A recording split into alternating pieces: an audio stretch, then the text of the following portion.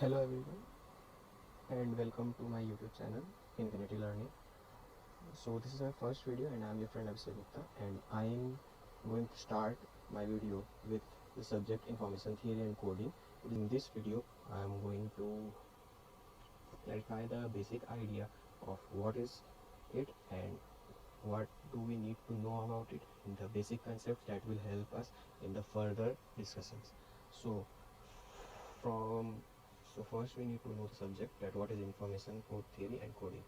Now, as the name suggests, it consists of two words, information theory and coding theory. Information theory. Now, what is information theory and what is coding theory? We need to know these two terms. Information theory is a mathematical operation which studies the transmission, processing, extraction, and utilization of information. This is particularly known as information theory, and the coding theory is related with codes. Codes are nothing but the message bits that we generate. For example, 100 or 101. So this is the coding theory. Now we need coding theory for two purposes. First, to increase efficiency, and second, to reduce the error rate, because the channels that we use in the particular fields are noisy, they are full of noise. So as the name suggests, it deals with information. Now there is a thin line of difference between information and data. It is unique for a particular system, not like the data which can be same for 10 or rather say 100 systems. So as the information is unique, its probability of occurrence is comparatively lower than that of data, so it is low probable. Now the coding part consists of two topics. As I spoke earlier about the coding theory, that it has two motives: first one to increase efficiency and the second one to reduce error. So these are the two techniques by which we can achieve them.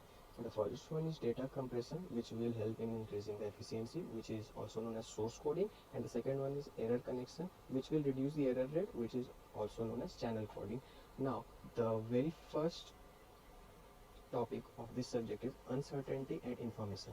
Now, what is uncertainty and what is information? They are just opposite to each other. They are the opposite sides of the same coin. They are the opposite faces of the same coin.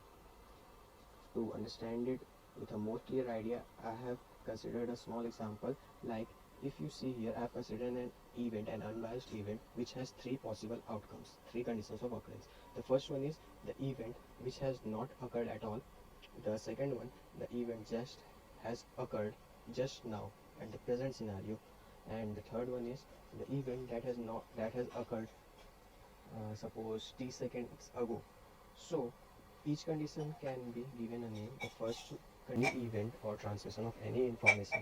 In the second case, that has just occurred, it can be called as the condition of surprise. And the third one, the event which has occurred t seconds ago, can be called as the condition of information. So you can see that the uncertainty and information are just opposite to each other. That means uncertainty is the condition of non-occurrence and information is the condition of occurrence. So I hope your idea of uncertainty and information is now a little bit clear. So let's proceed to the next topic, that is random variable and probability. Now I know very of you are not comfortable with probability. I don't like probability much, but this subject has to do a lot with probability, so we need to learn or brush up or mug up our previous ideas of the probability. So, and random variable, and little about the probability mass function, the PMF. So we need to know what is random variable. Now random variables are simply some variables which can take any value, which is denoted or determined by its distribution function, the probability distribution function. So it's simply a variable which can take any value, which is given by its probability distribution function. Now the whole probability theory rests upon two cases, two rules. The first one is known as the product rule and the second one is known as the sum rule.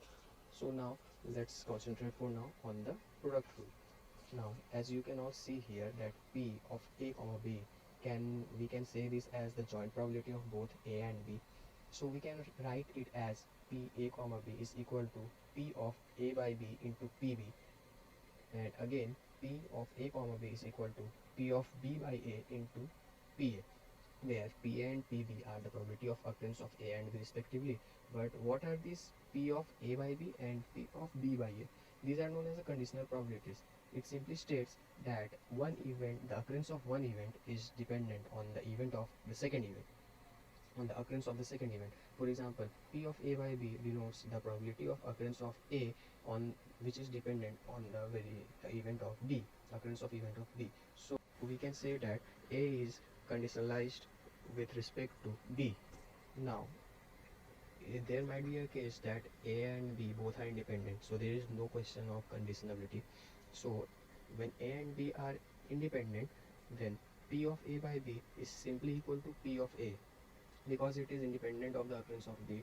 It will not like wait for B, like you occur and then I will occur or something else. So it will just occur without any dependency. So P A by B will be equal to P of A. So we can write P A comma B, that is the joint probability of A and B, simply as the product of the probability of occurrence of both A and B, that is PA into PB. So that's the basic idea of the product rule. Now what the sum rule says, if A is conditionalized to B, यानी A को A is dependent on B, A तभी होगा जब B में कुछ event occur होगा, then PA is the sum of its disjoint probabilities with all B, यानी PA तब इक्वल होगा सारा B इवेंट्स का कंपोनेंट्स का occurrence को ऐड करने से हम लोग को PA मिलेगा. Like PA is equal to, it can be mathematically expressed like this: PA is equal to summation of PA comma B over all B, which can be further written as summation of P A by B into PB over all B. Okay, now going to the next topic, we have Bayes theorem, which is also related to the probability. So we had the two rules, the product rule and the sum rule. Then the question arises, why do we need Bayes theorem? So I'm going to discuss about why is it so necessary and how is it used, what is its formulation. Now Bayes theorem, why do we need it? We need it because it allows us to reverse the conditionalization of events and to compute P of B by A from P of A by B and vice versa. So basically it is used to unconditionalize both the events, or in our case A and B, and we can compute one probability from the other if the other one is known, and the opposite is also possible. Now going to the mathematical formulation, we can say that from the conditional probability we already know that P of A by B is equal to P of A intersection B by PB. Similarly, we can write for P of B by A as P of A intersection B by PA. So we have two equations. This is equation 1 and this is equation 2. Now from both the equations, if we calculate or if we find the expression of P of A intersection B, and if we equate both of the expression, we can get this kind of expression. So what is it?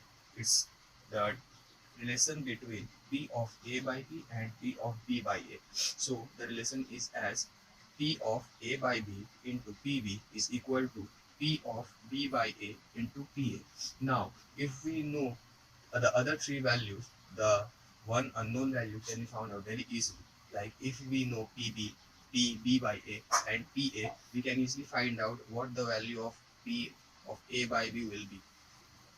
Now for the next topic we have PMF, or what we know it as probability mass function. So just like random variable distribution, there is a similar topic known as the probability mass function. Now what is that? Probability mass function is generally a function that gives the probability that a discrete random variable is exactly equal to some value or not. So it is a function which gives a value of probability that it shows that the discrete random variable is exactly equal to some, like x, or assume p.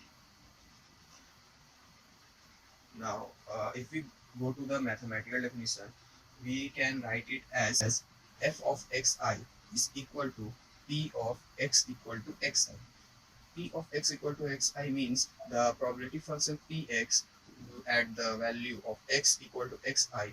This will show the probability at the xi instant, and we have to keep it in mind that the probability is such that it belongs to a real number. The lower limit is 0 and the upper limit is 1, and the value of x can be bounded within minus infinity to plus infinity.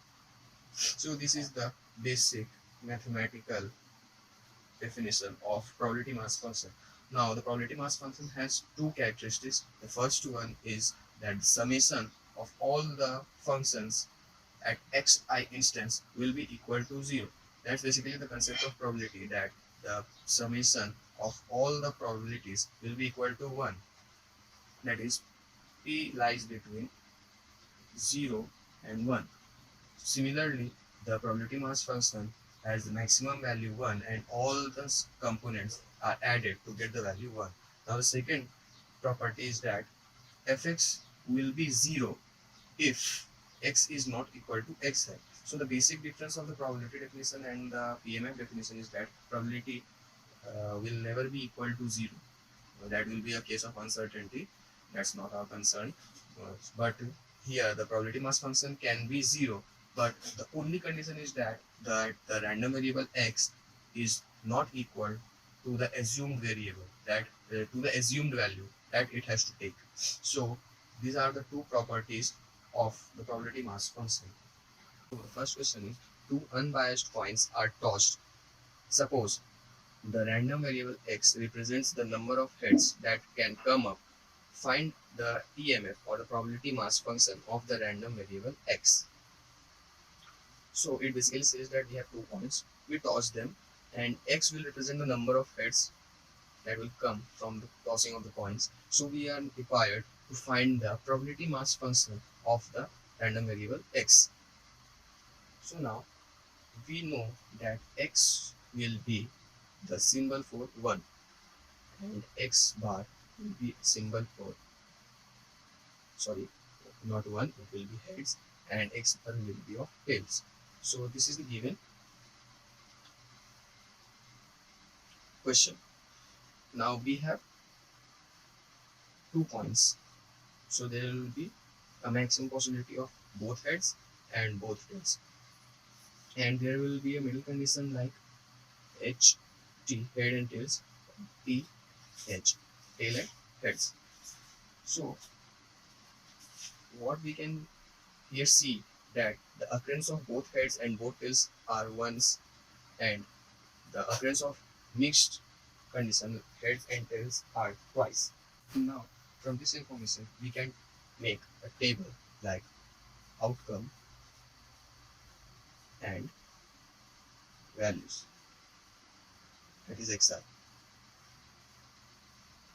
So we have 4 conditions. First, heads, heads, then heads, tails, then tails, heads, then tails and tails.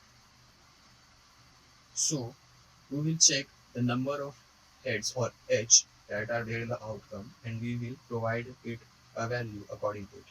So it totally depends on the number of heads here. So there are 2 heads, so the value of xi will be, both are tails, so there is no occurrence of head, so it will be given 0.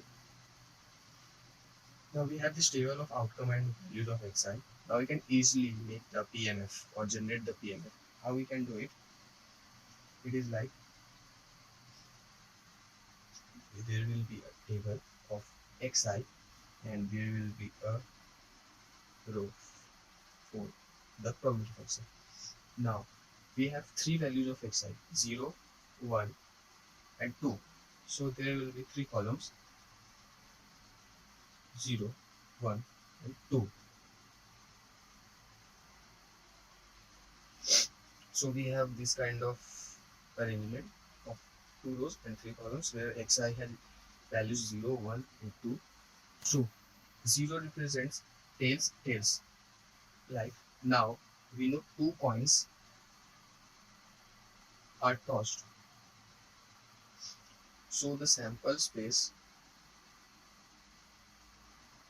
will be 2 by 2. That will be 2 square equal to 4. So we have 4 possible outcomes and we are dealing with here 1. So the function or the probability for both tails will be 1 by 4. Similarly, when xi equal to 1, so we can see that in both the cases there will be only one h. So there are 2 occurrences.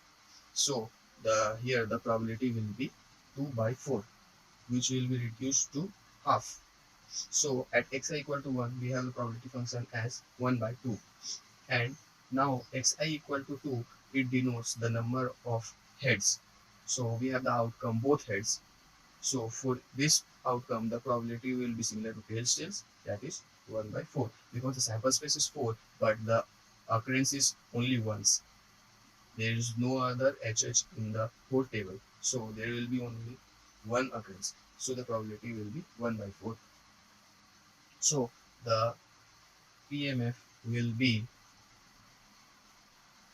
1 by 4, half, and 1 by 4. So this is your required solution. Second question says that there is a digital message like 1000. So it's a 4-bit message, and the average of 0.1% of the symbols is erroneous. We are required to find two questions or two solutions. Number A, the probability of the correct reception, the probability of how much errorless reception we have made, and the second one, how many symbols are correctly received and the number of symbols that we have received correctly. So let's proceed with sums. I hope the question is clear to all of you.